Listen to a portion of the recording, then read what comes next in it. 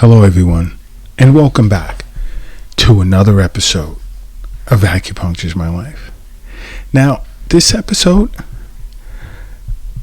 I'm going to discuss beginning something with you right now. We'll start right now, because I've got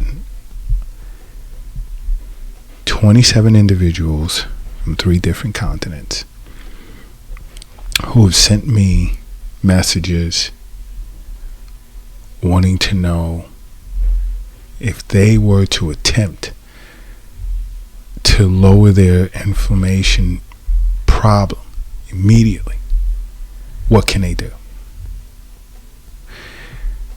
So I promised I'd do an episode today discussing that, because these individuals, and I have to applaud you. You listen to the Acupuncture is My Life podcast regularly, and you guys went to see your physician or a physician, and you got your inflammation markers back, and they were pretty high. Some of you have already begun seeing an acupuncturist, and a few of you needed a referral, needed me to refer you to some, and there's 2 of you guys that are still considering, and hopefully you'll make the right decision. And in our discussions, for those that are not aware, if you ever notice you're feeling warm, or no, put it to you this way. Going to see a physician and your inflammation markers are high, you go back, do more blood work 6 months later, a year later, and they're still high. That's a problem, because that's a sign that your body, that your immune system is in a constant state of attack. And at that point, inflammation is beginning to damage the cells in your body and the tissues.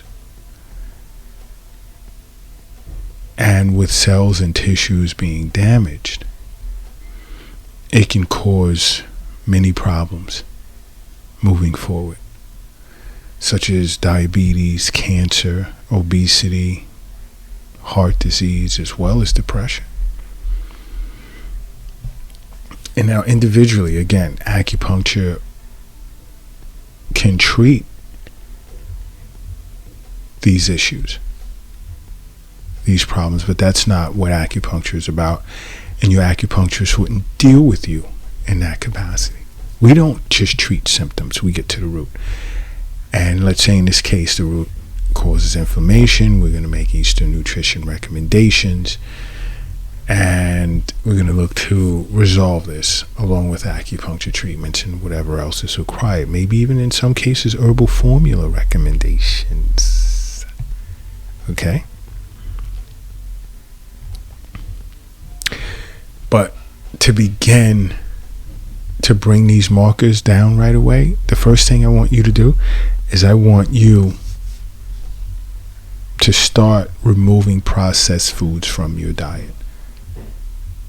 Because packaged foods are packed with sodium and preservatives, and they more than likely contain inflammatory additives. And eating this displaces foods that are packed with nutrients. I want you to keep that in mind. So we're going to start looking to get rid of processed foods. Some of you I'm sure can do it all right away. Some, it's a gradual process. We're going to start looking at avoiding bacon, hot dogs, deli meats, sausage. And I know plenty of you love these foods, but looking at your inflammatory markers, you want to know why.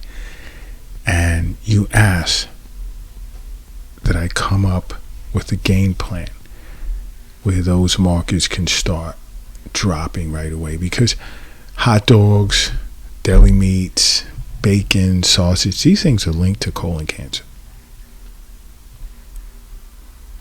You also want to try and get rid of artificial sweeteners. Definitely associated with inflammation as well as obesity and diabetes. Now, I've said this in the past, and now I want you to head out to your local fish market, or if you fish yourself, catch it yourself. Let's look at including wild salmon, not farm salmon, wild salmon in our diets, because it's rich in omega-3 fatty acids, which is known to have the ability to reduce inflammation. Because wild salmon is loaded with anti-inflammatory polyunsaturated fatty acids, which reduces your risk for heart disease. It supports gut health, and it alleviates intestinal diseases. Omega-3 fatty acids tend to inhibit an enzyme called cyclooxygenase. And this enzyme is what sparks inflammation. So you want to add wild salmon to your diet. You know what else you want to include in your diet? Different types of berries, whether it's strawberries, raspberries, blackberries. Because they're rich in anti-inflammatory compounds like anthocyanins, which is known for its disease-fighting capacity. Now, you want the brighter colored fruits and vegetables, because those are really known for fighting inflammation. Let's take, for instance, like bell peppers. You have your green, you have your yellow, or orange, and you have your red. You want to go with the red because it has the highest amount of inflammation reducing vitamin C, as well as bioflavonoids, beta carotene, quercetin, luteolin. And I'm not saying the other colored bell peppers are bad, but red has the highest amount of inflammation reducing vitamin C. So you want to work with that. You want to go with that. As you have to keep in mind, health is wealth.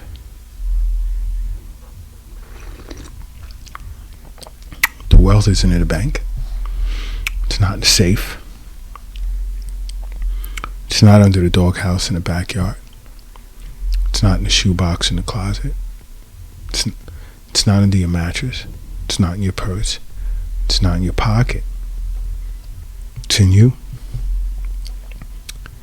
And when you begin to realize that, your life will change. Because once you begin to realize that, guess what? Along with seeing your physician on an annual basis, you'll establish a regular wellness visit regimen with your local acupuncturist. Because he or she will also guide you from an Eastern nutrition perspective to tell you if you're dealing with inflammation, also include plant-based foods in your diet like legumes, vegetables, fruits, nuts, seeds, whole grains. Why? Because they're rich in fiber and antioxidants. And they possess the requisite components to fight inflammation. And I've said this in past podcasts. Fiber is great for stabilizing blood sugar, lowering cholesterol. It's great for gut microbiome, optimizes digestion.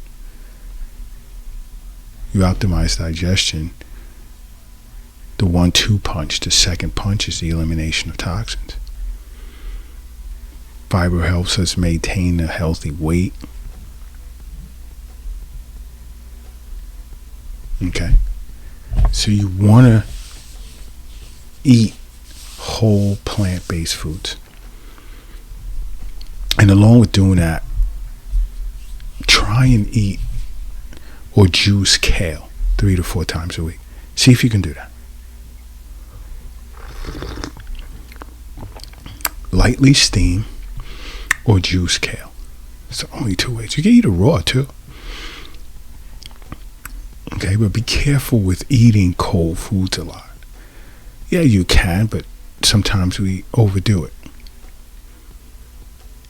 But kale is the most nutrient-dense form of food you can eat, in my opinion.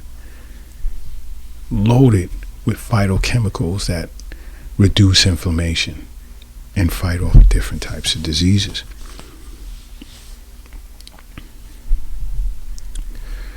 But you know what? Try and avoid eating fried foods, foods with added sugar. Now, I'm not going to say steer clear of the red meat, but limit it. Everything in moderation. You don't need red meat every day. You don't need red meat 6 days a week.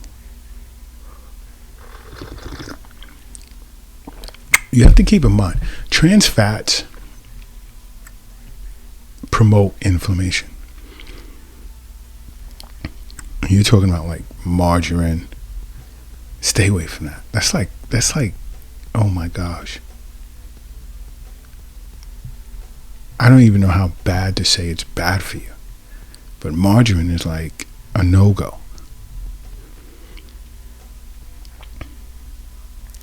Think about this.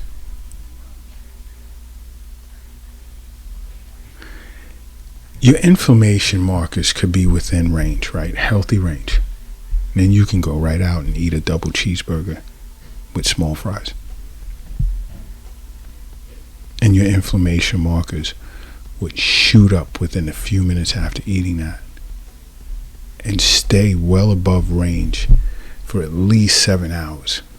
Go back to your doctor, do another blood test, have more blood workup with inflammation panels in it, and you'll see exactly what I'm talking about. You will. You know what? If you're operating a vehicle right now, do me a favor. Pull it over to the side of the road. If you're crossing the street, I want you to hurry up and safely get across the street. And if you're carrying or lifting something heavy, take a moment. Rest it down. Why? Because I need everyone in a relaxed state right now, because I need you to close your eyes and I need you to say to yourself, acupuncture is my life. And now open them. Boom. You are now brand new. And brand new you are. And in being brand new, you're going to add 20-minute walks to your daily schedule of activities. That's right. You want to start lowering your inflammation immediately? That's what you're going to add. I speak a lot of regular activity, how it helps reduce inflammatory body fat, known as visceral fat. Well, activity also increases the production of certain anti-inflammatory proteins in your body that helps your cells use the sugar that's in your blood as energy, lowering your insulin levels. Okay, so we're going to add that 20-minute walk. So if that means 20 minutes less sleep time, then so be it. That's what it'll be. Okay? And then we're also going to spice up what we ingest with certain herbs such as turmeric and ginger, which has anti-inflammatory compounds in it. Okay? You also want to add maybe even a little mustard seed. Now, I know many individuals will not like mustard seed. It grew on me. It's an acquired taste. You can also try holy basil. And then you want to look at balancing out your gut microbiome. Because an imbalanced gut microbiome, that being good bacteria, bad bacteria, tends to lead to inflammatory diseases. Now think about that when I talk about the imbalance of yin and yang. It's about balance. Try some bone broth every now and then, because it's loaded with micronutrients and the healing types of amino acids like glutamine, glycine, and proline. Spice it up with a little kimchi, which is a fermented food.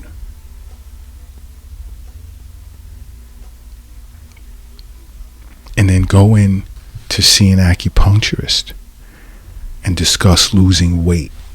Super, super important. Discuss losing weight. Because with Eastern nutrition counseling, abdominal acupuncture, can't go wrong. You can't go wrong just by simply making acupuncture part of your life. Because acupuncture is my life. What's yours?